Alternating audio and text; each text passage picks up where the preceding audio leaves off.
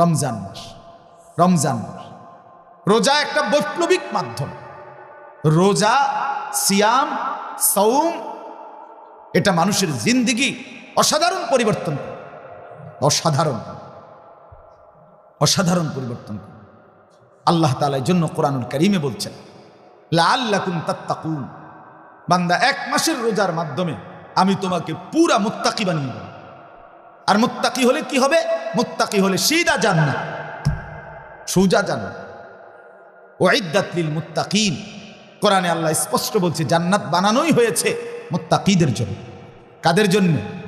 এক মাস ঠিক আমি আল্লাহর নিয়ম মতো পালন করবা, বিনিময়ে এক মাসের পরে এক চাঁদে শুরু করবা নিয়ম মানা, আরেকটা ঈদের চাঁদ উঠবে, জান্নাতের দিকে রওনা দিবে। এক মাস 31 দিন না,